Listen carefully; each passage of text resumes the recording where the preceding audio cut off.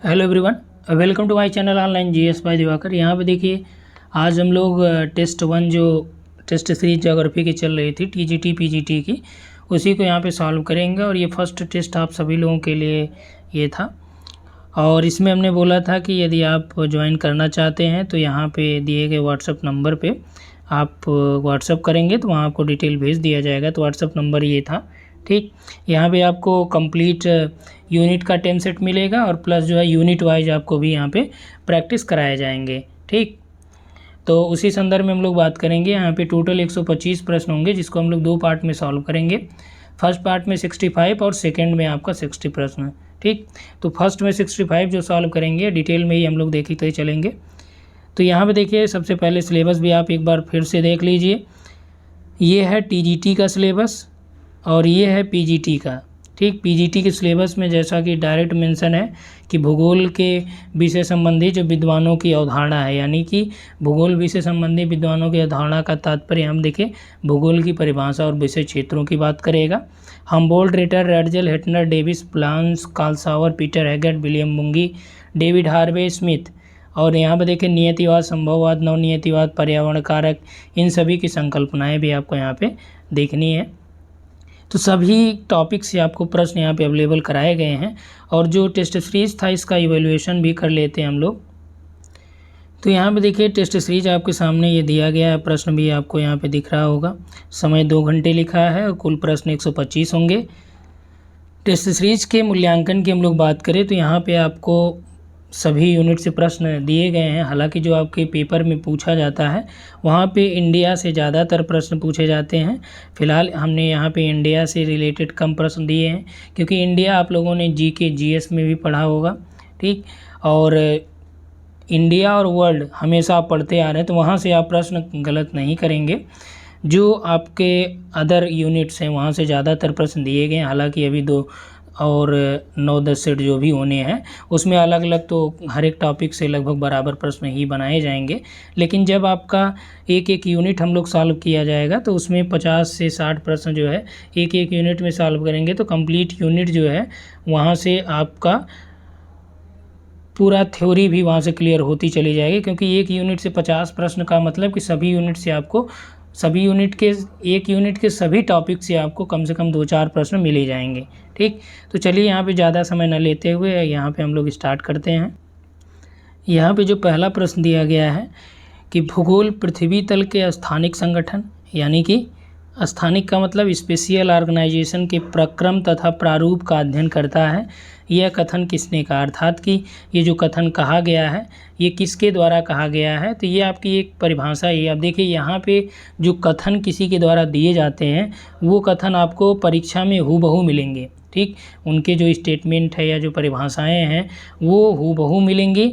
उसके लिए आपको क्या करना है, वो पढ़ना पड़ेगा और चीज़ें याद करना पड़ेगा किसमें क्या किसने कहा था। जैसे ऑप्शन के अकॉर्डिंग देखें तो पीटर हैगेट हैं, हार्टसोन है और रिटर हैं। तो पीटर हैगेट ने क्या बोला है, उन्होंने बोला कि भूगोलविद्ता का संबंध जो है संरचना और पारस्परिक क्रियाओं से होता है जो पृथ्वी तल पर मानव वातावरण के पारिस्थितिक तंत्र और रीजन की बात उन्होंने की थी, ठीक। स्पेशियल सिस्टम, इकोलॉजी और स्ट्रक्चर की बात जो है पीटर हैगेट ने की थी। जबकि टाफी महोदय ने क्या बोला था कि पृथ्वी भूगोल जो है ये पृथ्वी तल के स्थानिक संगठन, प्रक्रम और प्रारूपों का अध्ययन है। तो इसमें राइट आंसर आपका टाफी हो जाएगा। अब जान लीजिए कि यहाँ पे हार्टसोन की क्या कहा। तो हार्टसोन महोदय ने ये बोला था कि भूगोल जो है पृथ्वी के एक स्थान से दूसरे स्थान तक जो परिवर्तनशील उसका स्वरूप है उसी का वर्णन या व्याख्या जो है मानव संसार के संदर्भ के रूप में किया जाता है, ठीक। तो ये हार्टसोन ने कहा था। रिटर के बारे में भी जान लीजिए। रिटर ने इसको वैज्ञानिक रूप दिया था, यानी इसे भूगोल को एक वैज्ञानिक रूप में इन्होंने परिभाषित किया था, ठीक। कार्ल रिटर ने ये बोला कि जो भूगोल है ये विज्ञान का ही भाग है जिसमें भूमंडल के सभी लक्षणों या सभी घटनाओं और साथ ही साथ इसमें उन्होंने माना कि जो पृथ्वी है इसको स्वतंत्र रूप से मानते हुए उसका वर्णन उन्होंने किया था। यानी कि रिटर ने भूगोल को विज्ञान के रूप में स्वीकार किया या वैज्ञानिकता की बात कही थी, ठीक। दूसरा प्रश्न देख लीजिए। तो यहाँ पे देखिए जो दूसरा प्रश्न दिया गया है, दूसरे में ये पूछा गया है कि किसने चंद्र ग्रहण का कारण चंद्रमा पर पृथ्वी की छाया पड़ना बतलाया था। ऑप्शन में भास्कराचार्य, आर्यभट्ट, न्यूटन, इनमें से कोई नहीं। तो यहाँ पे देखिए जो आर्यभट्ट महोदय, राइट आंसर यहाँ पे आपका होगा आर्यभट्ट।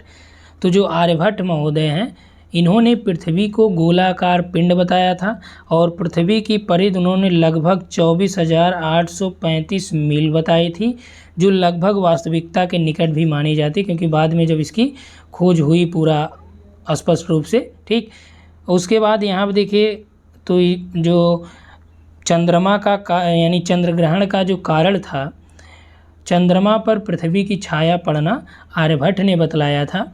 और उसके बाद यहाँ पे देखिए जो भास्कराचार्य की हम लोग बात कर रहे हैं, तो भास्कराचार्य जो है इन्होंने सिद्धांत शिरोमणि लिखा था, ठीक।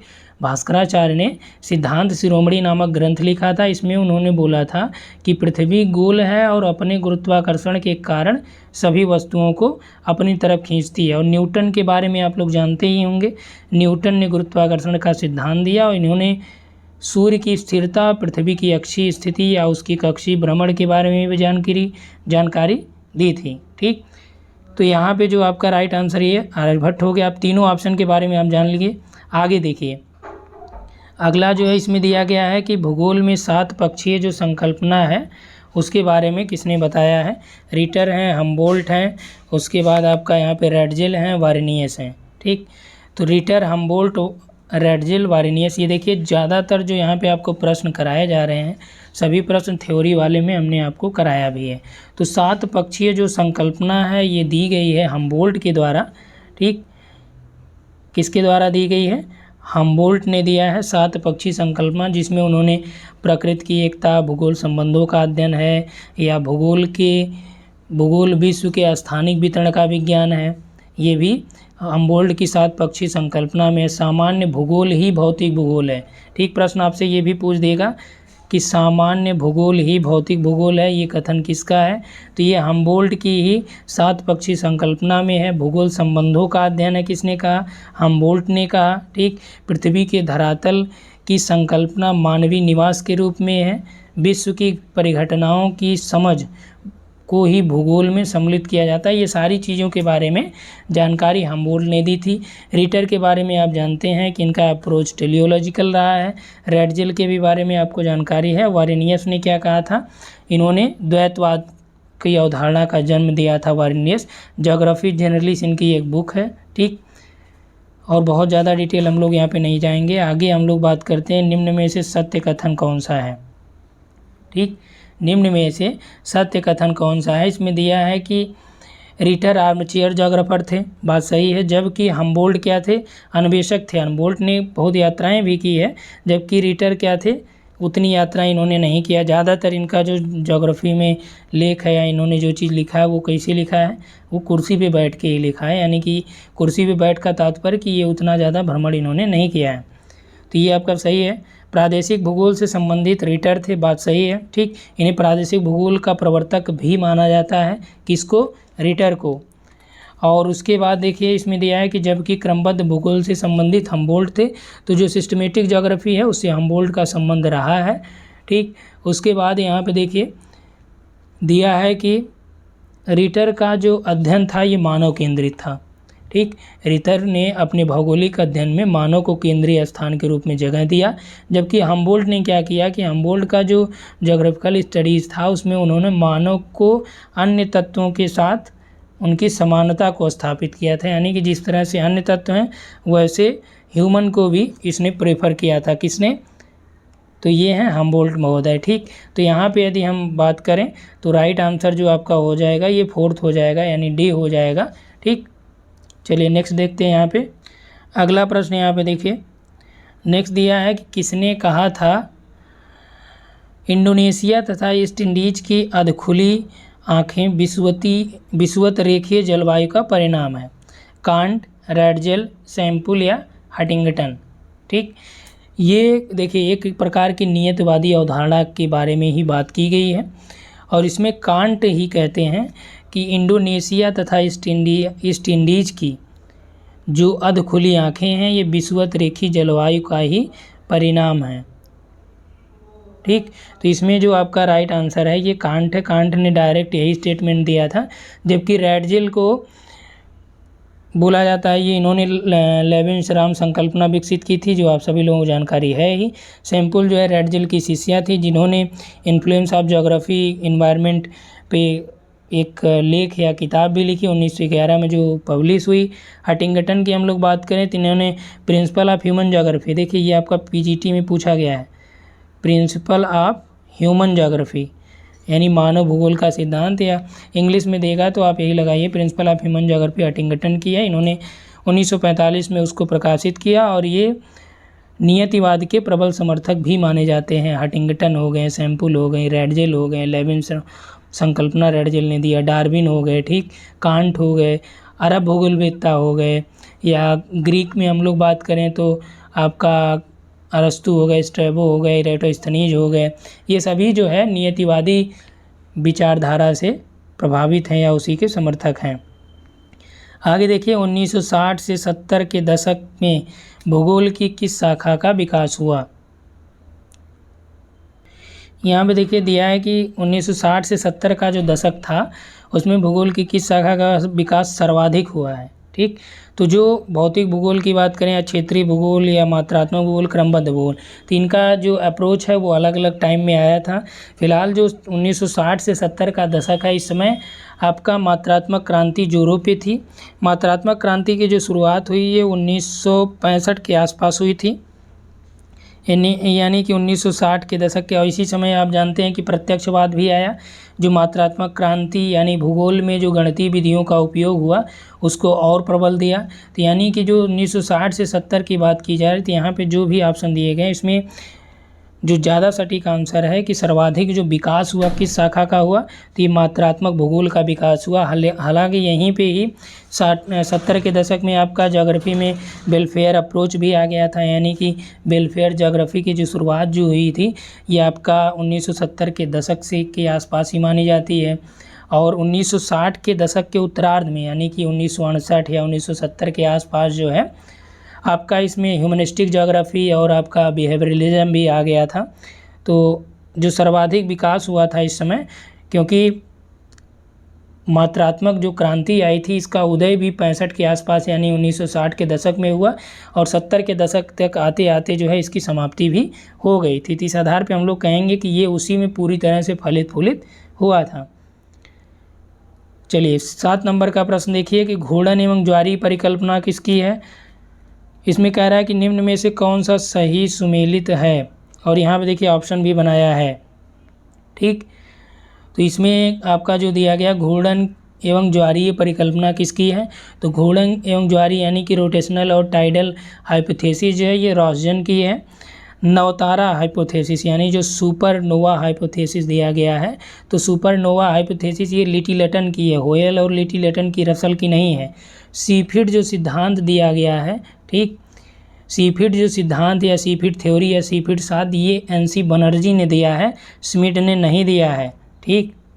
स्मिड ने इस सिद्धांत को नहीं दिया है। स्मिड का यानी ऑटो स्मिड इनका पूरा नाम है। इन्होंने इंटरस्टेलर डस्ट हाइपोथेसिस दिया था जो आपके छत्तीसगढ़ वाले में पूछा गया था। और उसके बाद यहाँ पे देखिए मिटियोरिक जो थ्योरी है यानी कि उल्का पिंड परिकल्पना, तो उल्का पिंड जो परिकल्पना है ये लाकियर की है, 1979 में उन्होंने दिया था। तो इसमें जो राइट आंसर आपका हो जाएगा ए और डी हो जाएगा, यानी सी ऑप्शन सही हो जाएगा। आगे देखिए अगला प्रश्न, पृथ्वी की आंतरिक संरचना की जानकारी देने का अप्राकृतिक स्रोत नहीं है, ठीक। थ्योरी जब आप लोगों ने पढ़ा होगा या जो ग्रुप में होंगे उसमें हमने बताया भी आपको कि प्राकृतिक जो सोर्स हो गए या अप्राकृतिक सोर्स कौन कौन से हैं, ठीक। यहाँ पर देखिए घनत्व दिया है, दबाव दिया है, भूकंप है, तापमान है। तो घनत्व या प्रेशर या टेम्परेचर ये सभी आपका प्राकृतिक तो है नहीं, ठीक। और यहाँ पे देखिए दिया है कि अप्राकृतिक स्रोत कौन सा नहीं है, तो जो भूकंप है ये नेचुरल होता है, ठीक। मानव जनित भी होता है ऐसा नहीं है, लेकिन जो आंतरिक सोर्स की जानकारी, संरचना की जानकारी मिलती है, भूकंप, ज्वालामुखी हो गए, इन सभी को नेचुरल सोर्स में शामिल किया जाता है, ठीक। आगे देखिए यहाँ पे दिया है कि क्रोएशिया की कल्पा घाटी का जो भूकंप है, जिसके भूकंपीय तरंगों का पता जेफरीज ने लगाया था, यह किन दो तरंगों से मिलती है। ठीक, यहाँ पे देखिए क्रोएशिया में जो भूकंप आया था हमने आपको कराया। अब नोट्स देखिएगा पृथ्वी की आंतरिक संरचना का, उसमें लास्ट में आइएगा, वहाँ पे पीजी और एसजी दो तरंगों की बात की गई है। तो क्रोएशिया की जो कल्पा घाटी, यहाँ देखिए इस तरह से भी प्रश्न बना सकता है कि किस जगह के भूकंप को पीजीएसजी नाम दिया गया, या क्रोएशिया में आई जो कल्पा घाटी का भूकंप था उसको किसने पता लगाया, तो जेफरीज ने लगाया। ठीक, तो यानी जो आपको यहाँ पे प्रश्न बनाए गए हैं, ये ज़्यादातर प्रश्न इस तरह से बनाए गए हैं ताकि प्रश्न सॉल्व करने से उससे रिलेटेड जो भी इन्फॉर्मेशन है वो आपका क्लियर हो जाए। और एक प्रश्न डिटेल में यदि बनाया गया तो उससे काफ़ी चीज़ें वहाँ पे आप क्लियर कर ले जाएंगे। ठीक, तो यहाँ पे देखिए पीजी और एसजी जो है दो तरंगे की बात उन्होंने की थी, जो क्रोएशिया में भूकंप आया था, जिसका संबंध इन्होंने पी और एस से लगाया था। ठीक, पी वेव और एस वेव से इन्होंने इसका संबंध स्थापित किया था।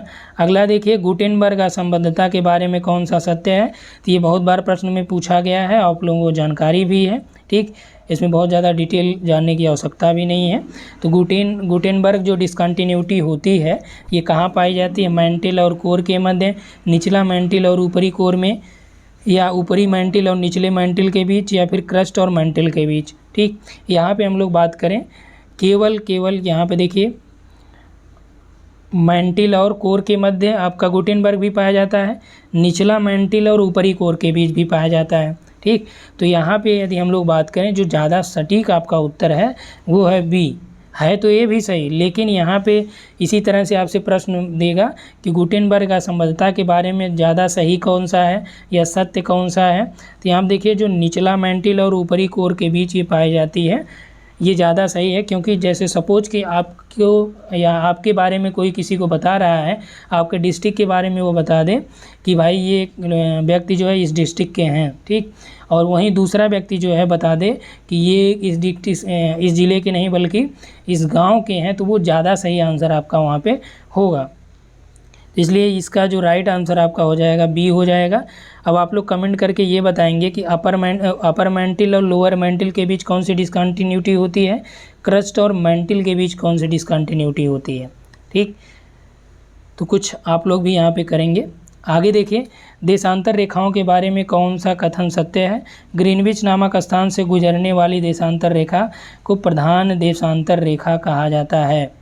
ठीक, तो ये बात सही है, ग्रीनविच से जो गुजरती है उसे प्रधान देशांतर रेखा कहा जाता है। शून्य देशांतर के बाईं ओर की रेखाओं को पश्चिमी और दाईं ओर की रेखाओं को पूर्वी देशांतर कहा जाता है।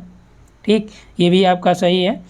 जो ग्रीनविच आप टाइम देखते हैं इसके इधर और इसके इधर, इधर बाईं ओर की रेखाओं को ये देखिए आप जानते हैं कि ये वेस्ट होता है, इधर आपका आ जाते हैं ईस्ट होता है। तो आप यदि अपना हाथ दिखाएंगे तो इधर आपका राइट हो जाएगा, इधर आपका लेफ्ट हो जाएगा, सेम चीज़ें वही है। ठीक, यहाँ पर देखिए बाईं ओर क्या हो जाएगा पश्चिम, दाईं ओर क्या हो जाएगा पूरब। तो बाईं ये हो गया लेफ्ट साइड में, ठीक, ये आपका राइट साइड है तो ये पूरब हो गया। तो इसमें जो राइट आंसर आपका हो जाएगा डी हो जाएगा।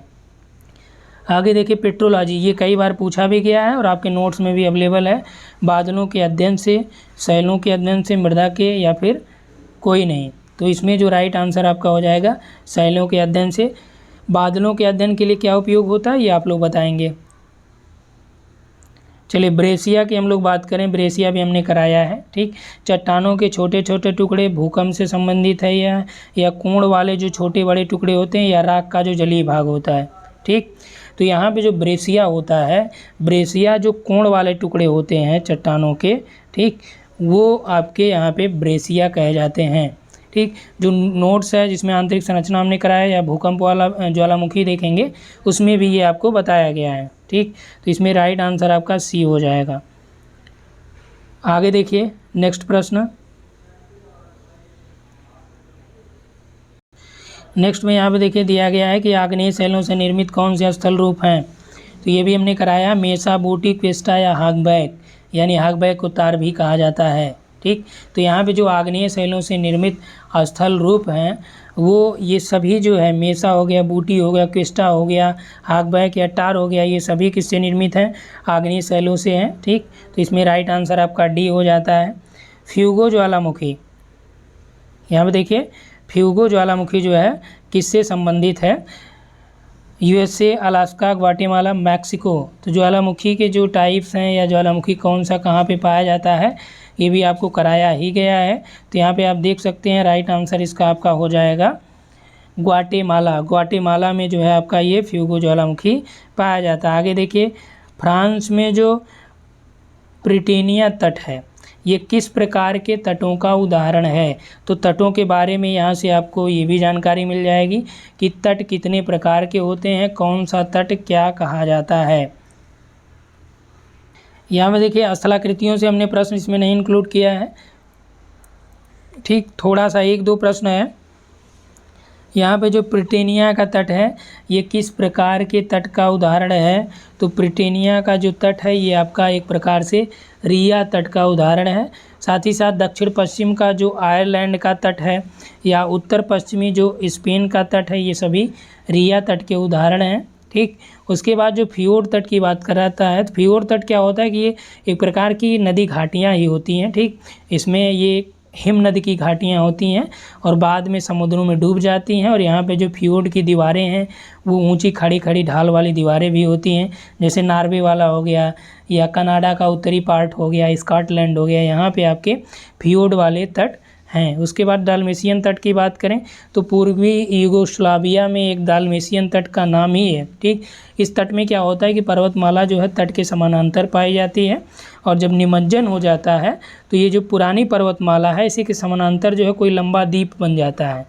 और जो लंबा द्वीप बन जाता है तो इसी लंबे द्वीप के अंदर जो है लंबी लंबी समुद्री जो तट कह सकते हैं आप या समुद्री जो समानांतर तटीय रेखाएं हैं कह सकते हैं या जो पर्वतमालाएं निकली होती हैं तो उसी को इसमें शामिल किया जाता है। हालांकि ये ज़्यादातर प्रशांत महासागर में जो अमेरिका का पश्चिमी तट है वहाँ पे ज़्यादातर ये स्थिति देखने को मिलती है। आगे हम लोग बात करें कि अंतर पर्वतीय घाटियों या बस्तियों व खेत के ढलानों के ऊपरी भाग में, अंतर पर्वतीय घाटियों में बस्ती व खेत ढालों के ऊपरी भाग में स्थित होते हैं। तो इसका एक प्रमुख कारण यही है कि तापीय प्रतिलोमन होता है। ठीक, तापीय प्रतिलोमन की वजह से ही जो अंतर पर्वतीय घाटियाँ होती हैं वहाँ पे बस्ती स्थापित होती है। आप देखते हैं कि ज़्यादातर जो बस्तियाँ घाटियों में नहीं स्थापित होती हैं तो तापीय प्रतिलोमन की ही वजह से यहाँ पे तापीय प्रतिलोमन क्या होता है? जनरली आप जानते हैं कि ऊपर जाने पे क्या होता है, टेम्परेचर आपका घटता जाता है, लेकिन ये घटने के बजाय जब बढ़ जाए तब ये क्या हो जाएगा आपका, घटने के बजाय बढ़ जाए तब ये होता है आपका तापीय व्युत्क्रमणता या प्रतिलोमन। ठीक, या थर्मल इन्वर्जन भी कहते हैं। तो इसी की वजह से क्या होता है कि जो घाटी में जाएंगे उसके अपेक्षा यहाँ पे आपका टेम्परेचर थोड़ा बढ़ा होगा, तो जो खेती यहाँ पे करेंगे तो उनके जो फसल होता है उसको अंकुरित करने के लिए एक निश्चित तापमान की आवश्यकता होती है, तो वो आराम से यहाँ पे मिल जाता है। और ये यहाँ पे उतना बर्फ़बारी वगैरह भी नहीं होती है, तो इसलिए यहाँ पे थोड़ा सा ये बचे रहते हैं। आगे देखिए इसमें दिया कथन है कि जब ताप ह्रास दर 10 डिग्री प्रति 1000 मीटर है तो उसे रुद्धोष्म ताप ह्रास दर कहते हैं। ठीक, तो यहाँ पे देखिए रुद्धोष्म जो लैप्स रेट है, एडियाबेटिक लैप्स रेट भी इसे कहते हैं इंग्लिश में। तो इसमें देखिए असर्शन दिया है कि जब ताप ह्रास दर यानी टेम्परेचर लैप्स रेट जो है 10 डिग्री सेंटीग्रेड प्रति 1000 मीटर हो तो उसे एडियाबेटिक लैप्स रेट बोलते हैं। और सामान्य ताप ह्रास दर आपको पता ही है कि 6.5 जो है 1000 मीटर की ऊंचाई पे होता है। ठीक, तो एडियाबेटिक जो प्रोसेस होता है उसमें क्या होता है कि इसमें मान लीजिए जो आपका साइकिल वगैरह आप लोगों ने यूज किया ही होगा, साइकिल बोलते हैं जब भ्रष्ट हो जाती है यानी कि उसमें वो एक प्रकार से लोकल लैंग्वेज में बात करें तो वो दग जाती है, या आपकी बाइक वगैरह, तो उसमें भी आपका एक प्रकार से यही प्रोसेस काम करता है एडियाबेटिक। इसमें क्या होता है कि ना तो उष्मा बाहर से अंदर हो पाती है ना अंदर से बाहर। ठीक, बाहर से अंदर ना तो ये लेती है उष्मा ना तो अंदर से बाहर देती है, जो इसके पास है ये यही करता है। इसीलिए क्या होता है टायरों के संदर्भ में बात करें तो यहाँ पे मान लीजिए ये उष्मा बाहर आ नहीं पाएगी तो ये एक निश्चित समय के बाद गर्म हो जाएगी वायु और बाहर निकलना चाहेगी, जो कमज़ोर एरिया होगा उसको तोड़ के बाहर निकलेगी। तो इससे क्या हो जाता है कि जो टायर हैं वो पंचर हो जाते हैं। तो इसमें आपका जो राइट आंसर हो जाएगा 18 नंबर पे देखिए, तो इसमें दोनों ही आपके सही हैं। आगे देखिए, वायुदाब पेटियों का क्षैतिज वितरण की बात किया है। तो वायुदाब पेटियों का क्षैतिज वितरण मतलब वही आपका हो गया, ठीक, ऊपर जैसे जैसे जाएंगे। तो इसमें सबसे यहाँ पे आपका हो जाएगा इक्वेटोरियल लो प्रेशर, उसके बाद आता है आपका उपोष्ण उच्च वायुदाब पेटी, ठीक, उष्ण उच्च वायुदाब, उपोष्ण, फिर ध्रुवीय उपध्रुवीय आता है और सबसे ऊपर आपका ध्रुवीय आता है, ठीक। तो यहाँ पे देखिए क्षैतिज वितरण यही है। तो इसमें संदर्भ में आपका जो राइट आंसर हो जाएगा डी हो जाएगा। ज़्यादातर प्रश्न आसान वाले हैं, तो बहुत ज़्यादा डीप जाके एक्सप्लेनेशन की आवश्यकता नहीं है। कथन ये देखिए, दोनों गोलार्धों में 30 से 35 डिग्री अक्षांशों के बीच जो प्रेशर होता है ये उच्च वायुदाब कटिबंध बनता है, और 60 से 65 अक्षांशों के बीच लो प्रेशर जो है यहाँ पे जनरेट होता है, ठीक। रीजन दे रहा है कि पृथ्वी के घूर्णन और वायु के विक्षेपण की वजह से ये कटिबंध बनते हैं। तो ये देखिए आपका सत्य है, और ये एक्सप्लेनेशन भी कर रहा है, क्योंकि जब पृथ्वी का घूर्णन या वायु का विक्षेपण होता है तो मान लीजिए यहाँ की विषुवत रेखा से जो हवाएं ऊपर उठती हैं वो आपका 30 से 35 डिग्री के अक्षांशों के आसपास यहाँ पे उतरती हैं। तो उतरने की वजह से यहाँ पे प्रेशर क्या हो जाता है, बढ़ जाता है, ठीक। तो यही कारण आपका 60 से 65 के बीच भी वहाँ हो जाता है। ध्रुवों से जो वायु आती है तो वो भी यहाँ पे आपका इधर की ओर चलती है, क्योंकि ध्रुवों पर ठंडा होता है, और 60 से 65 के बीच इसकी अपेक्षा कम प्रेशर जनरेट होता है, ठीक। तो जब कम प्रेशर होगा तो जो हवा होगी हाई से लो की ओर आएगी, तो ध्रुवों से निम्न वायुदाब की ओर आती है, और यहाँ पे भी जो है ये दिखाई देती है। तो आगे यहाँ पे देखिए जो आपका एक बेसिक ये है, तो ये राइट हो जाता है। वायुमंडल में देखिए यहाँ पे दिया है कि वायुमंडल में ऊष्मा का जो क्षैतिज स्थानांतरण होता है इसे क्या कहते हैं। आसान सा प्रश्न है ये, और एक प्रकार से जो ऊष्मा स्थानांतरण है, ठीक, या ऊष्मा चालन की जो विधियाँ हैं, वायुमंडल में जो ऊष्मा प्राप्त होती है या जाती है उसकी जो विधियाँ हैं उसके अलग अलग रूपों का ही एक टाइप ही है। तो चालन जो आप जानते हैं ठोस में होता है, विकिरण जो है जैसे हम लोगों को सूर्य से धरातल को प्राप्त होती है ऊष्मा, तो इसमें विकिरण होता है, कोई माध्यम नहीं लगता है। अभिवहन का मतलब यही, जब ऊष्मा जो है क्षैतिज स्थानांतरण होता है तो उसे अभिवहन कहते हैं। और संवहन आप जानते हैं, जैसे द्रव आपका गर्म होता है तो वो संवहन प्रोसेस हो जाता है। आगे देखिए, तापीय प्रतिलोमन के लिए आवश्यक दशा कौन सी होती है, यानी कि टेम्परेचर इन्वर्जन या थर्मल इन्वर्जन के लिए आवश्यक दशा कौन सी है। लंबी रातें हों, बात सही है, क्योंकि जो लंबी रातें होती हैं तो पृथ्वी दिन के समय टेम्परेचर तो लेगा ही, रात के समय क्या करे, टेम्परेचर छोड़ता है, और रात के समय जो टेम्परेचर छोड़ता है उससे क्या होता है, पृथ्वी ठंडी हो जाती है, और पृथ्वी के साथ जो लगने वाली वायु है ये भी क्या होती है, ठंडी हो जाती है। और जो लंबी रातें होती हैं तो उसमें जो निचली वायु होती है, यानी धरातल के समीप जो वायु होती है ये बहुत ज़्यादा ठंडी हो जाती है, क्योंकि पार्थिव जो विकिरण है, दीर्घ पार्थिव विकिरण वो निकल जाता है, यानी धरातल से ऊष्मा का ऊपर की ओर निष्कर्षण हो जाता है। और यहाँ पे होता है जब निचली वायु ज़्यादा ठंडी हो जाएगी, इसकी अपेक्षा ऊपर वाली वायु गर्म होती है, तो यही जो है हो गया आपका क्या, तापीय प्रतिलोमन की स्थिति। शुष्क वायु की बात करें तो यहाँ पर देखिए, शुष्क वायु की बात हम लोग करें तो आर्द्र वायु में ऊष्मा को ग्रहण करने की क्षमता होती है, ठीक, क्षमता का मतलब अधिक होती है। शुष्क वायु जो है आर्द्र वायु में ऊष्मा को ग्रहण करने की क्षमता अधिक होती है, जिससे क्या होता है, टेम्परेचर में जो लैप्स रेट होता है उसमें कोई विशेष परिवर्तन नहीं होता है। लेकिन जो शुष्क वायु होती है ये भौमिकी विकिरण, यानी कि जो भूमि से निकलने वाला विकिरण है उसको क्या करता है, ऑब्जर्व कर लेता है, और ऑब्जर्व करने के बाद जो वायु ठंडी होकर टेम्परेचर का इन्वर्जन यहाँ पे उत्पन्न करती है, यानी टेम्परेचर इन्वर्जन की स्थिति लाती है। स्वच्छ आकाश, तो जो स्वच्छ आकाश की बात करें तो यहाँ पे देखिए स्वच्छ आकाश भी टेम्परेचर इन्वर्जन के लिए आवश्यक होता है। यहाँ पे देखिए कि भौमिकी जो विकिरण निकलेगा तो पृथ्वी के ठंडा होने के लिए स्वच्छ और मेघ रहित आकाश का होना भी आवश्यक है।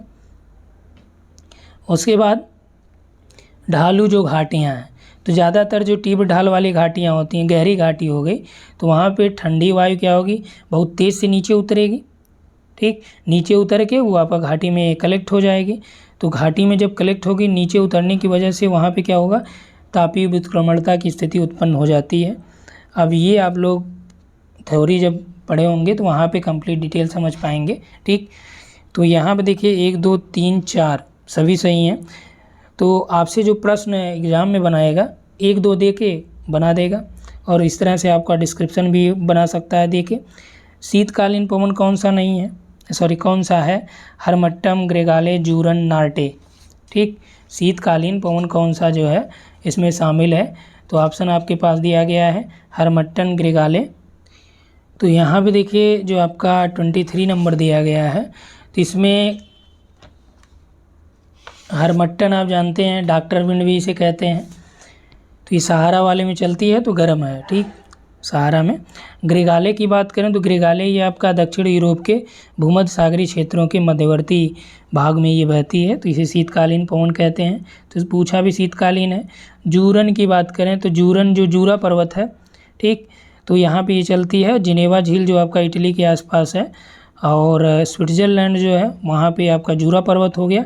तो रात में ये चलती है, ठंडी भी है और शुष्क भी है, तो जूरन हो गया। राइट, नार्टे की बात कर लेते हैं। ठीक, तो नार्टे यहाँ पे जो है आपका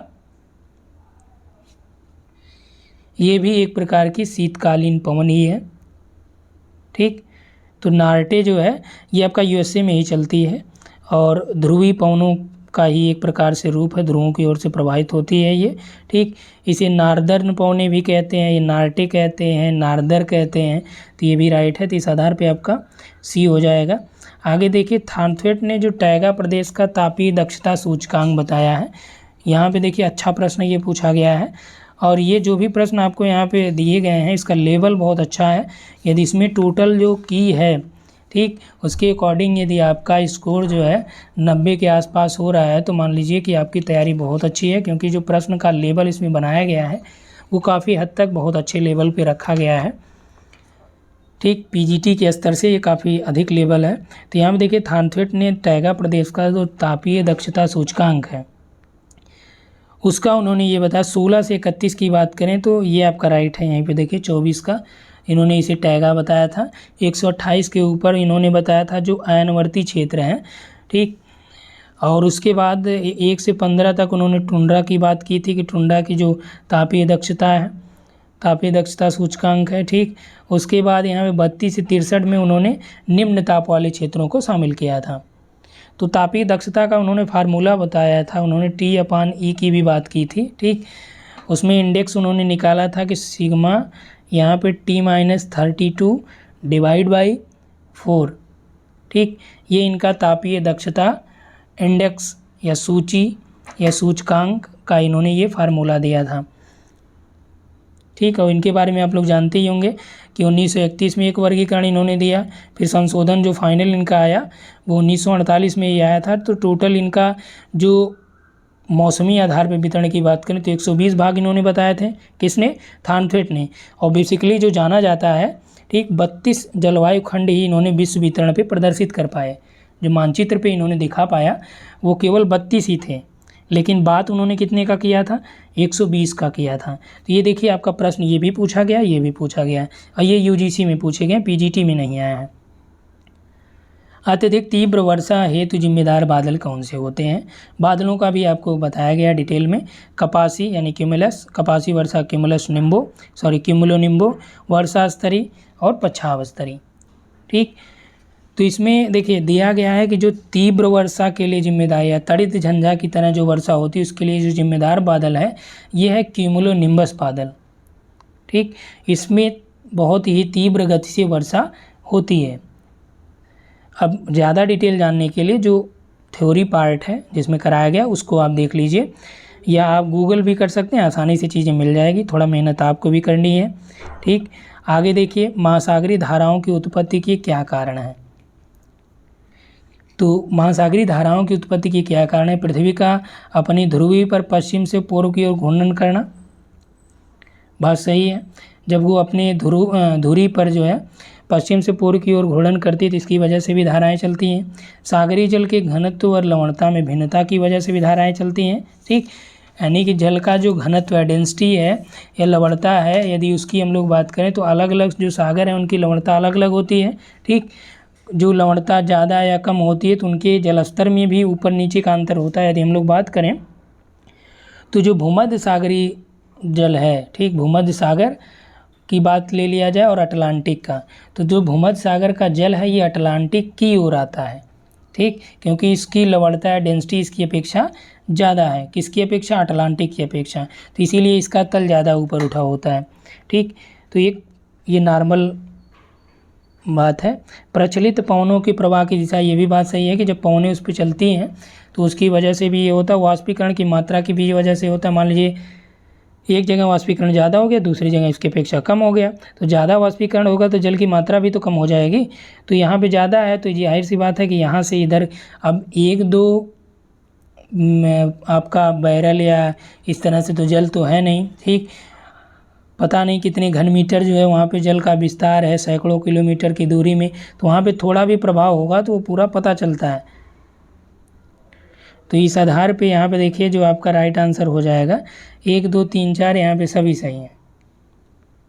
तो इसलिए इसको डिटेल में बताया गया ताकि कि आपसे रिलेटेड इस तरह से भी प्रश्न, मान लीजिए 2 ही दे दिया या 1 दे दिया कि निम्न में से महासागरीय धाराओं के उत्पत्ति के कारणों में कौन सा सत्य है, तो सत्य है तो 1 बना देगा। ठीक, तो उसमें आपका यहाँ पे कन्फ्यूजन हो सकता है। तो यहाँ पे सी राइट है। 27 में देखिए कथन 1-2 दिया गया, सर्वाधिक तापमान घिरे हुए उष्णकटिबंधीय सागरों में पाया जाता है। ठीक, तो बात सही है, जो घिरा हुआ उष्णकटिबंधीय सागर होगा वहाँ पे टेम्परेचर ज़्यादा होता है। खुले सागरों की अपेक्षा जो बंद सागर है वहाँ पे लवणता अधिक पाई जाती है। तो जो खुले सागर होते हैं वहाँ पे लवणता हमेशा उसमें परिवर्तन होता रहता है, लेकिन जो बंद सागर है वहाँ पे लवणता ज़्यादा होती है, क्योंकि जो वहाँ पे लवणता कम होने का केवल एक ही रीज़न होता है, वो है नदियाँ, और कोई कारण नहीं। दूसरा कारण उसमें ये होता है कि वर्षा का जल हो जाए। ठीक, तो यहाँ पे जो आपका राइट आंसर हो जाएगा 1 और 2 दोनों हो जाएगा। अगला देखिए, समुद्रों में 47 लवण की खोज हुई है, और ये आप लोग भी जानते हैं, पूछा गया भी प्रश्न है ये। ठीक, हालांकि अलग तरीके से उसमें पूछा गया प्रश्न होगा। समुद्रों में 47 लवण की जो खोज हुई थी ये किस अभियान के तहत हुई? चैलेंजर, ऑपरेशन समुद्र, ऑपरेशन साल्ट या ऑपरेशन 0 आवर? इसमें देखिए जो भी ये आपके कराए गए ये ऐसे ही ऑप्शन डाल दिए गए ताकि उससे रिलेटेड ऑप्शन रहेगा, तो यहाँ पे आपका कन्फ्यूजन बढ़ जाएगा। यदि आप एक बार भी पढ़े होंगे तो आसानी से कर ले जाएंगे। चैलेंजर अभियान के समय डिटमार महोदय ने 47 लवणों की खोज की थी, तो इसमें राइट आंसर आपका हो जाएगा बी। 29 में देखिए दिया है कि टेलीग्राफी पठार, ये प्रश्न जो है कई परीक्षाओं में आपसे पूछे गए हैं। ठीक, यूजीसी में भी पूछा गया है, असिस्टेंट प्रोफेसर में भी आया है। तो टेलीग्राफी पठार जो है उत्तरी अटलांटिक, दक्षिणी उत्तरी प्रशांत और दक्षिणी प्रशांत। अभी देखिए यहाँ पे मैं यदि केवल एक ओशन की बात करता तो आसानी से आप कर ले जाते हैं, लेकिन यहाँ पे थोड़ा सा प्रश्न को घुमा दिया गया है कि उत्तरी और दक्षिणी दे दिया गया है। ठीक, तो यहाँ पे देखिए जो टेलीग्राफी पठार है ये आपका कहाँ पे है? ये है उत्तरी अटलांटिक में। ठीक, उत्तरी अटलांटिक में टेलीग्राफी पठार है। और यहीं पे देखिए दूसरा प्रश्न भी पूछा गया कि चैलेंजर कटक किससे रिलेटेड है? पैसिफिक ओशन है, साउथ अटलांटिक ओशन है, नॉर्थ अटलांटिक ओशन है, इंडियन ओशन है। तो जो चैलेंजर रिज है या चैलेंजर कटक है ये आपका कहाँ पे है? ये साउथ अटलांटिक ओशन में है। और इसी के जस्ट अपोजिट आपका कौन सा? टेलीग्राफी का पठार है, यानी टेलीग्राफी प्लेट्यू है। और दक्षिण में जो आपका दक्षिणी साउथ अटलांटिक ओशन हो जाता है उसमें कौन सा है? इसमें आपका आ जाता है चैलेंजर कटक। ठीक, तो यहाँ तक क्लियर हुआ, 30 तक हो गया। 31 में देखिए धाराओं का मिलान करना है। ओखोटस्क धारा है, काली धारा है, ब्राज़ील धारा है, कनारी धारा है। ठीक, तो यहाँ पे देखिए जो ओखोटस्क धारा है कहाँ पे चलती है? ओखोटस्क सागर भी है। ठीक, और ये आपका बेरिंग के आसपास है। ठीक, कहाँ पे है? बेरिंग के आसपास। इसमें पूछ रहा है कि ये ओखोटस्क जो धारा है ये किस प्रकार की जलधारा है? तो ये जो ओखोटस्क है ये ठंडी जलधारा है। उसके बाद आते हैं काली धारा किसे कहा जाता है? ठीक, तो काली धारा जो ये आपका जापान में चलती है। तो काली धारा जो है क्यूरोसियो की जो धारा है इसे काली धारा के नाम से भी जाना जाता है। ठीक, बहुत ज़्यादा डिटेल हम लोग बाद में देखेंगे क्यों काली धारा कहा जाता है, क्या रीज़न है इसके पीछे। ठीक, ब्राज़ील की धारा की हम लोग बात करें तो जो ब्राज़ील है ये आपका गर्म करंट है, यानी गर्म धाराएं हैं। और कनारी जो धारा है ये उद्वेलित करंट है, यानी अपवेल्ड करंट है। ठीक। तो इसमें जो आपका राइट आंसर बी हो जाएगा। अपविल्ड कैसे है, तो यहाँ पे जैसे संबंध धाराओं की बात अभी हमने जस्ट आपसे किया था कि इसमें क्या होता है, मान लीजिए ऊपर का पानी जो है गर्म हो गया, ऊपर का पानी जब गर्म हो जाता है तो ये हल्का हो जाता है, नीचे का जो भारी पानी ऊपर आ जाता है तो इसमें क्या होता है कि ये ऊपर वाला नीचे जाएगा, नीचे वाला ऊपर आएगा ठंडा। तो ये एक प्रकार से यहाँ पे चक्कर और चक्करदार यहाँ पे ये संबंध धाराएं यहाँ पे चलने लगती है, ठीक, कन्वेक्शनल करंट चलने लगती है। इसकी वजह से यहाँ पे ये आपका जलधाराओं की उत्पत्ति होती है। स्पेन के तट के पास ही किनारे की धारा निकलती है, ठीक। तो यहाँ पे राइट आंसर आपका बी हो जाएगा। 32 में देखिए, निम्न में से कौन सी धारा स्पिट्सबर्जन द्वीप पर पहुंचकर ध्रुवीय समुद्र में मिल जाती है, ठीक। ये थोड़ा सा अलग प्रश्न बनाया गया है। गिनी की धारा, नॉर्वे, लेब्राडोर, निम्न में से कोई नहीं। अब यहाँ पे देखिए, यदि आप करना चाहेंगे तो गिनी की धारा कहाँ पे है, आपका दक्षिण वाले यानी विषुवत रेखा के नीचे के आसपास हो जाता है। लेब्राडोर आपका ठंडी धारा आप जानते हैं, ठीक, लेब्राडोर सागर से ये चलती है, तो ये ठंडी धारा होगी। अब यहाँ पे देखिए कह रहा है कि कौन सी धारा जो है स्पिट्सबर्जन द्वीप पर पहुंचकर ध्रुवीय समुद्र में, ध्रुवीय समुद्र यानी कि आपका आर्कटिक सागर में मिल जाती है। तो ध्रुवीय समुद्र, आर्कटिक सागर, तो नॉर्वे जो धारा है, ठीक, नॉर्वे आपका उत्तरी ध्रुव के आसपास है, यानी उसी की तरफ है ये साइबेरिया वाला पार्ट जो हो जाता है, ठीक, साइबेरिया रसिया का हो जाता है, उसी के जस्ट अपोजिट है आपका। तो नॉर्वे की जो धारा है ये आगे चल के उसी में तो मिलेगी, यानी कि जब ऊपर की तरफ ये धारा जा रही है, यही तो गल्फ स्ट्रीम वाली ही तो धारा होती है, ऐसे जाती है आगे। अलग अलग जगहों पे अलग अलग नाम दे दिया जाता है। यहाँ पे आपका उत्तरी प्रवाह भी नाम दिया जाता है, नॉर्थ ड्रिफ्ट भी नाम दे दिया जाता है। जो नॉर्वे के पास पहुँचती है जिसे नॉर्वे करंट कहते हैं। तो यहाँ पर राइट आंसर आपका बी हो जाएगा 32 में, ठीक। आगे देखिए 33, यहाँ पे देखिए पूछा है कि चूना प्रधान निक्षेप कौन सा है, या चूना प्रधान ऊज, या इसे इंग्लिश में कहते हैं कैल्केरियस ऊज, ठीक। कैल्केरियस यानी कि इसमें कैल्शियम की मात्रा पाई जाती है। अब चूना बोला गया तो कैल्शियम रहेगा ही, ठीक। तो कैल्शियम कार्बोनेट चूना का फार्मूला भी होता है ये। तो इसमें पूछ रहा है कि चूना प्रधान निक्षेप कौन सा है। डाइटम है, रेडियोलैरियन है, टेरापाड है, नीला पंख है। तो राइट आंसर जो आपका यहाँ पे हो जाएगा टेरापाड जो है ये चूना प्रधान निक्षेप है, जबकि डाइटम ऊज हो गया, रेडियोलैरियन, ये सभी क्या हैं, ये सिलिशियस यानी कि सिलिका प्रधान ऊज हैं, यानी इसमें सिलिका की मात्रा ज़्यादा पाई जाती है किसमें, डाइटम ऊज में, रेडियोलैरियन में। जबकि जो आपका नीला पंख है इसे मरे ने वर्गीकरण किया था। मरे ने देखिए नीला पंख बताया था, लाल पंख बताया था और हरा पंख बताया था, ठीक, याद कर लीजिए, लाल, हरा, नीला। प्रश्न पूछा भी जाता है ये कि मरे के द्वारा वर्गीकृत किए गए पंख के बारे में बताइए। तो इसमें नीला जो पंख होता है ये नीला इसलिए होता है क्योंकि इसमें आयरन के सल्फाइड पाए जाते हैं, जबकि जो रेड पंख होता है इसमें फेरिक ऑक्साइड होता है, ठीक। और हरा पंख में आपका लोहे का सिलिकेट पाया जाता है या ग्लूकोनाइड जिसे कहते हैं। तो यहाँ पे जो आपका राइट आंसर हो जाएगा चूना प्रधान में टेरोपाड जो होता है। चूना प्रधान में आपका टेरोपाड हो गया। ग्लोविजेरिना ऊज जो है ये भी आपका कैल्केरियस ऊज है, यानी कि चूना प्रधान ऊज है। अगला देखिए, अवतलन सिद्धांत यानी सब्सिडेंस थ्योरी के बारे में कौन सा सही कथन है। तो यहाँ पे मरे ने दिया या किससे संबंधित है, ये मरे हैं, डार्विन है, डेली हैं, डेविस हैं। तो जो अवतलन सिद्धांत है, सब्सिडेंस थ्योरी है, ये डार्विन का है, ठीक, डार्विन का सब्सिडेंस थ्योरी है। मरे का जो है स्टेबल लैंड थ्योरी यानी कि स्थिर स्थल सिद्धांत है। डेली का जो है ग्लेशियल कंट्रोल थ्योरी है, हिमानी नियंत्रण सिद्धांत है। और डेविस की हम लोग बात करें तो डेविस की एक बुक है कोरल रीफ प्रॉब्लम, ठीक, इसमें उन्होंने प्रवाल भित्तियों से संबंधित विवेचना भी किया है और इसमें उन्होंने 12 सिद्धांतों का प्रतिपादन किया है और इन्होंने ही डार्विन के सिद्धांत को सर्वाधिक उपयुक्त बताया, लेकिन डेली के सिद्धांत के साथ उसे मिलाकर देखने की बात डेविस महोदय ने कहा है, ठीक। तो यहाँ पे जो आपका सब्सिडेंस थ्योरी या अवतलन सिद्धांत हो जाएगा, इसका राइट आंसर है डार्विन का अवतलन सिद्धांत।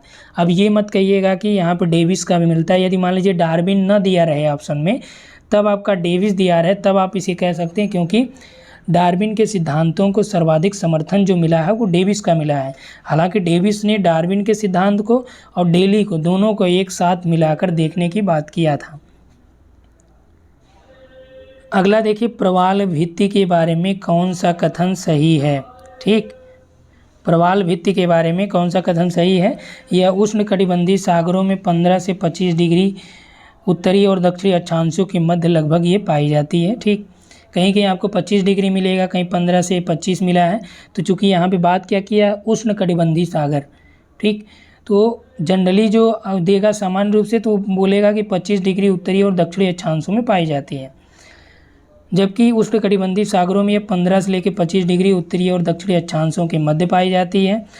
200 से लेकर 300 फीट की गहराई पर ये पाई जाती है, जहाँ पे अंतरसागरीय चबूतरा का विकास हुआ हो। ये भी बात यहाँ पे आपका सही है। औसत जो टेम्परेचर यहाँ पे पाया जाता है वो 20 से लेकर 22 डिग्री, कहीं पे 25 डिग्री भी आपको मिल जाएगा। तो जो एवरेज टेम्परेचर है वो इतना है उनके विकास के लिए। और इसमें देखिए जो सैलिनिटी होती है 25 से लेकर 30 पर मिल होनी चाहिए सैलिनिटी।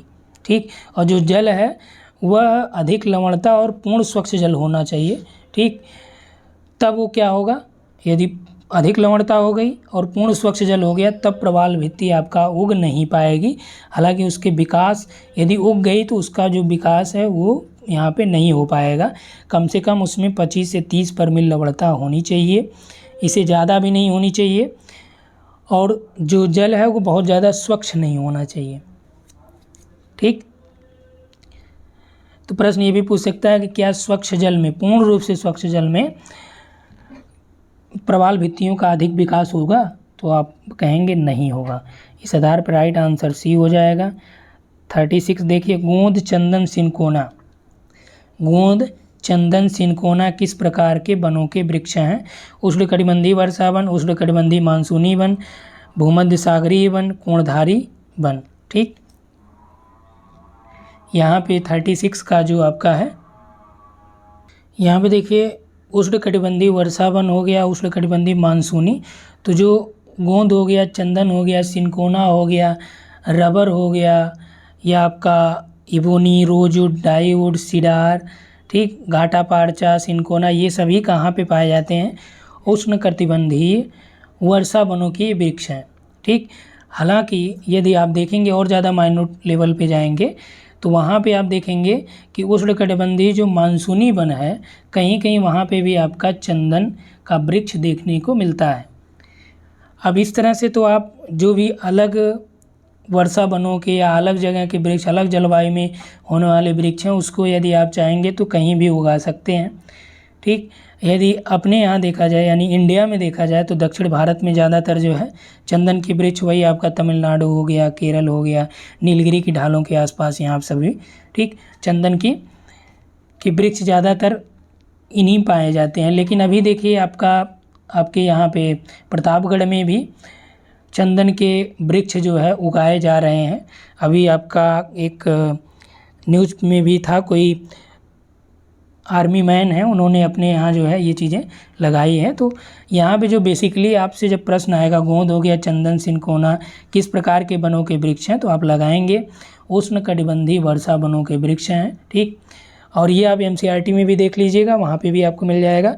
और बेसिकली जो आपको मिलेगा देखिए उष्णकटिबंधीय मानसूनी वन का जो वृक्ष होगा उसमें आपका सागौन हो गया, शीशम हो गया, साल हो गया, बांस हो गया, आम हो गया, नीम हो गया, जामुन हो गया, यूकेलिप्टस हो गया, ये सभी मुख्य रूप से होते हैं। और कहीं कहीं आप देखेंगे मानसूनी वनों में एल्यूनिसिने एक वृक्ष है वो भी आपका पाया जाता है। चंदन तो पाया ही जाता है। ठीक, तो भूमध्य सागरीय में क्या होता है, भूमध्य सागरीय में ओक हो गया, जैतून, चेस्टनट, पाइन, और साथ ही साथ यहाँ पे जो रसदार फल होते हैं वो भी यहाँ पे पाए जाते हैं। कोणधारी वन की बात करें, ठीक, तो कोणधारी वन जो होते हैं या कह लें कि शीतोष्ण कटिबंधीय या पर्णपाती वन, इसी के अंतर्गत भी उसे शामिल किया जा सकता है। ये प्रकार के टैगा प्रकार के वनों के अंतर्गत ये आते हैं। तो इसमें जो आपका पाया जाता है जैसे स्प्रूस हो गया, पाइन हो गया, फर हो गया, ये स्पेशली कोणधारी टाइप के वनों में या कोणधारी वन के वृक्ष हैं। तो राइट आंसर इसका आपका ये हो जाएगा लिथोफाइट की बात करें तो लिथोफाइट ये उष्णकटिबंधीय क्षेत्र का वन है। दूसरा दिया है कड़ी चट्टानों पर उगने वाली वनस्पति। तो यहाँ पर देखिए जो उष्णकटिबंधीय क्षेत्र का जो वन होता है उसे बोला जाता है ट्रोपोफाइट। क्या बोला जाता है? ट्रोपोफाइट बोला जाता है। जो कड़ी चट्टानों पर उगने वाली वनस्पतियाँ हैं उन्हें ही क्या बोला जाता है? लिथोफाइट बोला जाता है। तो राइट आंसर भी हो गया। तीसरा देखिए नमकीन मिट्टी में जो उगने वाली वनस्पतियाँ हैं उसे हैलोफाइट बोला जाता है। क्या बोला जाता है? हैलोफाइट। नमकीन से रिलेटेड है, जैसे मैंग्रोव वगैरह। उसके बाद आ जाते हैं मरुस्थलों में जो उगने वाली वनस्पतियाँ हैं। ठीक, तो जो उष्णकटिबंधीय मरुस्थल हो गए या आदि जगह, तो इसे बोला जाता है जीरोफाइट। जीरोफाइट मरुस्थलों में उगने वाली वनस्पतियों को बोला जाता है। सारी चीज़ें यहाँ पे क्लियर हो गई। ट्रोपोफाइट हो गया, लिथोफाइट हो गया, हैलोफाइट हो गया, जीरोफाइट हो गया। एक और देख लीजिए यहाँ पे क्रायोफाइट आप लोगों से पूछा जा सकता है। तो क्रायोफाइट जो है ये शीत कटिबंधीय टुंड्रा प्रदेश की वनस्पतियाँ, जिसमें लाइकेन हो गया, काई हो गया। अगला देखिए किसके बारे में सत्य है। तो यहाँ पर देखिए शीतोष्ण कटिबंधीय वन है, टैगा वन भी कहे जाते हैं। यानी कि जो यहाँ पे दिया गया है ये शीतोष्ण कटिबंधीय वन, टैगा वन भी इसे कहते हैं। यह उत्तरी यूरोप, दक्षिणी पूर्वी और दक्षिणी चिली, साइबेरिया के क्षेत्रों में पाया जाता है। इसमें पाइन, फर, लार्च, स्प्रूस आदि वनस्पतियाँ पाई जाती हैं। यानी कि ये किसी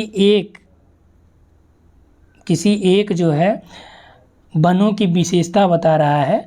अब यहाँ पे ये आपको ये देखना है, यहाँ देखिए दिया है कि किसके बारे में सत्य है। वैसे यहाँ पे ये होना चाहिए था, हो सकता है गलती से छूट गया हो कि ये कोणधारी यहाँ पे होना चाहिए था कि कोणधारी वनों के बारे में सत्य है। लेकिन यहाँ पे देखिए ये प्रश्न इस आधार पे भी सही है कि जो यहाँ पे दिया गया अलग अलग कि ये किसके बारे में सत्य, यानी जो चारों इन्फॉर्मेशन है क्या ये आपस में सत्य हैं। तो शीतोष्ण कटिबंधीय जो वन है ये आपका कोणधारी वनों को शीतोष्ण कटिबंधीय वन भी कहा जाता है। ठीक, ये लगभग 50 डिग्री अक्षांशों के आसपास फैले होते हैं। ठीक, या 60 के आसपास भी देखे जाते हैं। साइबेरिया में इन वनों को टैगा वन भी कहते हैं, यानी जो कोणधारी वन है। यह उत्तरी यूरोप, दक्षिणी पूर्वी रूस, दक्षिणी चिली, साइबेरिया के क्षेत्रों में पाए जाते हैं। ठीक, तो ये भी बात आपका कोणधारी वन के बारे में ही सत्य है। इसमें पाइन, फर, लार्च, स्प्रूस वनस्पति आदि पाई जाती हैं। ठीक, तो ये भी आपका सत्य है कि पाइन, फर, लार्च, स्प्रूस ये सभी वनस्पतियाँ कोणधारी वनों में पाई जाती हैं। तो यहाँ से आप देखिए ये सभी जो इन्फॉर्मेशन है किसी एक के बारे में ही सत्य होगा। यदि और के बारे में सत्य होता तो यहाँ पे जो ऑप्शन है वो उसी हिसाब से होते। तो शीतोष्ण कटिबंधीय वन के बारे में, तो शीतोष्ण कटिबंधीय वन है कौन? कोणधारी वन है। टैगा वन भी कहते हैं किसको? कोणधारी को।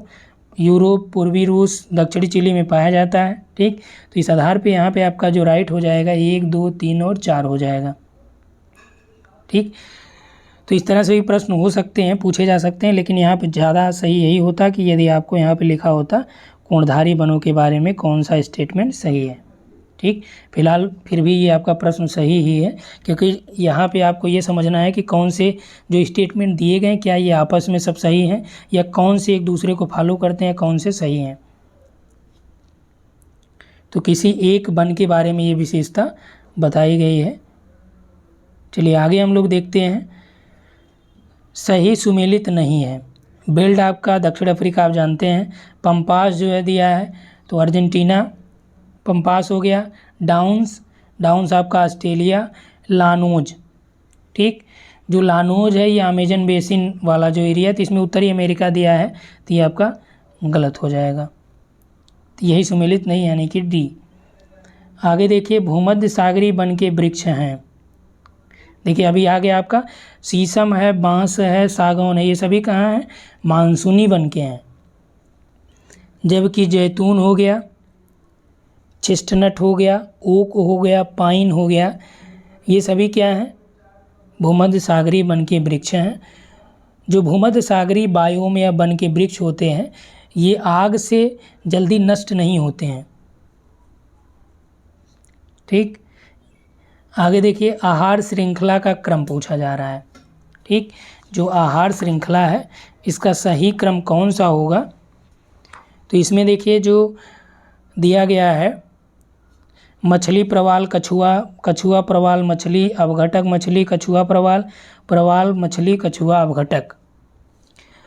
तो इसमें देखिए जो आपका प्रवाल होता है ये क्या होता है, प्रोड्यूसर होता है।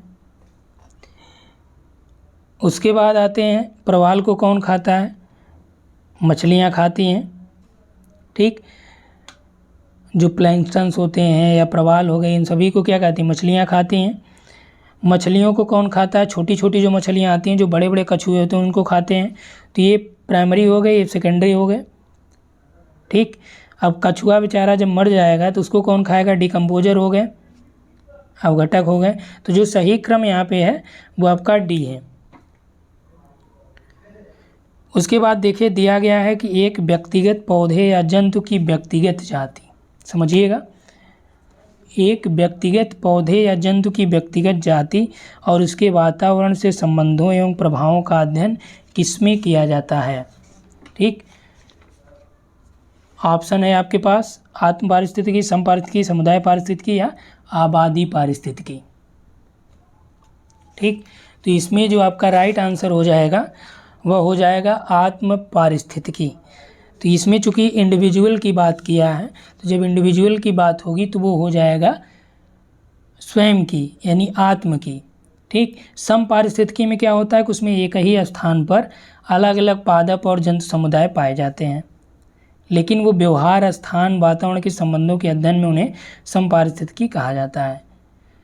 सम पारिस्थितिकी मतलब एक ही स्थान पर, और समुदाय पारिस्थितिकी मतलब एक स्थान पर जो एक विशेष जाति की जीवधारी या जंतु, जीवाणु या कवक पाए जाएं तो उसे समुदाय। और जब आबादी की बात की जाती है तो इस अवधारणा में क्या होता है, इसमें एक ही पादप या जंतु की विशेष संपूर्ण आबादी या उसके वातावरण, संबंधों या प्रभावों का अध्ययन इसमें किया जाता है। ठीक, और समुदाय का मतलब एक स्थान विशेष पर जो सभी समुदाय, चाहे वो जीवाणु हो गए, जंतु हो गए, पादप हो गए, तो मान लीजिए ये एरिया है, यहाँ पे जितने भी लोग रह रहे हैं ये एक प्रकार का समुदाय हो गया। ठीक, जब स्पेसिफिक की बात की जाएगी तब वो आबादी के अंतर्गत आ जाएगा। 43 में देखिए सौर विकिरण तथा प्राथमिक उत्पादकता के मध्य किस प्रकार का संबंध पाया जाता है। तो सौर विकिरण और प्राइमरी प्रोडक्शन की बात की जा रही है, तो यहाँ पे देखिए कैसा संबंध होता है। यहाँ पे आपका पॉजिटिव संबंध पाया जाता है, क्योंकि जैसे इस सौर विकिरण की मात्रा जब बढ़ेगी, जो प्राथमिक उत्पादकता है वो उसका मान बढ़ता जाएगा। ठीक, यदि आप स्पेशल एरिया में जाएंगे जो मरुस्थल होते हैं वहाँ पे ये आपका उल्टा हो जाता है ये चीज़ें। ठीक, तो जो सौर विकिरण और प्राथमिक उत्पादकता का संबंध यदि आपसे पूछे और जनरली बात किया गया हो सामान्य रूप से इस तरह से, तब आपका पॉजिटिव होगा। यदि यहीं पे आपसे पूछ दे कि मरुस्थलों में यह संबंध कैसा होता है, तो मरुस्थलों में यह संबंध जो है आपका ऋणात्मक हो जाता है। ठीक, तो यहाँ पे आपका धनात्मक होगा। आगे देखिए, उत्पादक जिस दर से सूर्य का प्रकाश अवशोषित कर प्रकाश संश्लेषण द्वारा कार्बनिक पदार्थों का निर्माण करते हैं उसे किसके अंतर्गत शामिल किया जाता है। सकल प्राथमिक उत्पादकता, वास्तविक, गौड़ या कोई नहीं। ठीक, तो उत्पादक जो है जिस दर से सूर्य का प्रकाश एब्जॉर्ब करके प्रकाश संश्लेषण क्रिया करके कार्बनिक पदार्थ बनाते हैं, इसमें श्वसन में प्रयुक्त जो जैविक पदार्थ है वो भी इसमें शामिल किया जाता है। ठीक, और इसे बोलते हैं प्राथमिक, सकल प्राथमिक उत्पादकता। ठीक, यानी ग्रॉस प्राइमरी प्रोडक्टिविटी। उसके बाद देखिए वास्तविक प्राथमिक उत्पादकता की बात करें तो इसमें जो सकल उत्पादकता है वहाँ पे जो श्वसन दर है, ठीक, उसको अलग कर दिया जाता है तो नेट हो जाता है, यानी वास्तविक हो जाएगा। गौड़ की बात करें तो इसमें क्या होता है, इसमें जो भी जैविक पदार्थ हैं उनके संचित करने की दर से इसका तात्पर्य लिया जाता है। ठीक, आगे देखिए पारिस्थितिक पिरामिड। पारिस्थितिक पिरामिड की जो संकल्पना है वो किसने दिया है, तो ये चार्ल्स एल्टन के द्वारा दी गई है। ठीक, ऐसा अनुक्रमण या सक्सेशन जिसमें पारिस्थितिक अनुक्रमण स्वयं जीवों द्वारा पैदा होता है। अब देखिए पारिस्थितिक पिरामिड भी आप देख लीजिएगा, अलग अलग पिरामिड जैसे जैव भार हो गया, संख्या पिरामिड कहाँ पे कैसे होते हैं, कहाँ पे कैसे नहीं होते हैं। ठीक, इसको देख लीजिएगा क्योंकि इससे प्रश्न आपको बनेंगे। तो ऐसा अनुक्रमण या सक्सेशन जिसमें पारिस्थितिक अनुक्रमण स्वयं जीवों द्वारा पैदा होता है उसे क्या बोला जाता है? उसे बोला जाता है स्वजनक अनुक्रमण या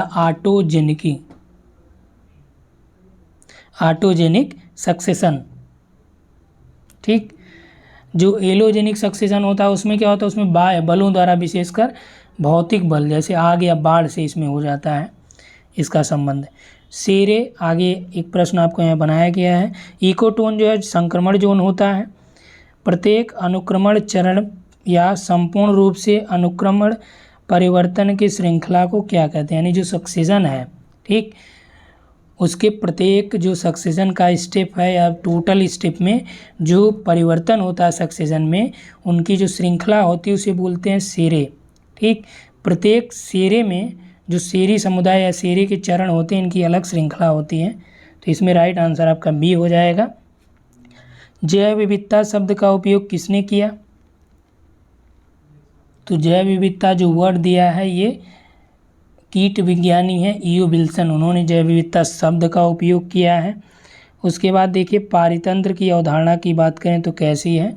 तो पारितंत्र की जो अवधारणा है 49 है। पारितंत्र की जो अवधारणा है ये आपका गत्यात्मक अवधारणा है, ये पूछा गया प्रश्न है। ग्रीन हाउस गैस कौन सी नहीं? चलिए अच्छा ये प्रश्न आपका है कि ग्रीन हाउस गैस इसमें कौन सी नहीं है? CO2 है, CO है, CH4 है और आपका HF6 है। ये जो आपका SD6 है ये HF6 होना चाहिए। ठीक, तो यहाँ पे देखिए जो आपका प्रश्न बनाया गया इसमें आप क्या कर लीजिएगा, ये SD6 की जगह HF6 कर लीजिएगा। SF6 sulphur hexa fluoride. ठीक, जो D लिखा गया इसे F कर लीजिएगा। तो जो आपका हेक्स जैसे 6 हो गया तो हेक्सा हो गया, 7 हो जाएगा तो हेप्टा हो जाएगा, 8 हो जाएगा तो ऑक्टा हो जाएगा, 9 हो जाएगा तो नोन हो जाएगा, जैसे F10 हो जाएगा तो ये डेक हो जाएगा। ठीक, अलग अलग ये नाम होता है, आप लोग जानते होंगे। ग्रीन हाउस गैस कौन सा नहीं है? तो इसमें carbon monoxide green house gas नहीं है, लेकिन 6 गैसें आपका ग्रीन हाउस गैस के अंतर्गत आती हैं। कार्बन डाइऑक्साइड CH4 हो गया, HF6 हो गया और आपका N2O हो गया यानी नाइट्रोजन डाइऑक्साइड या नाइट्रोजन ऑक्साइड, HF6 हो गया या HFCS। ठीक, ये HF6 हो ही गया है। हाइड्रोफ्लोरोकार्बन PFC हो गया, पर फ्लोरोकार्बन। ये सभी 6 जो गैसें हैं ये आपका ग्रीन हाउस गैसों के अंतर्गत आती हैं। ठीक, और यदि आपसे पूछे कि सबसे ज़्यादा जो प्रभावशाली गैस है या आपसे पूछे कि ग्लोबल वार्मिंग के लिए मुख्यतः उत्तरदायी गैस कौन सी है, तो आप लगाएंगे कार्बन डाइऑक्साइड। ठीक, तो इसमें हम लोग 50 प्रश्न ही देखते हैं क्योंकि ये वीडियो भी काफ़ी लंबा हो गया 1 घंटे का। तो इसमें 50 देखते हैं और नेक्स्ट में हम लोग 50 देखेंगे, उसके बाद आपका 25 एक्स्ट्रा हो जाएगा।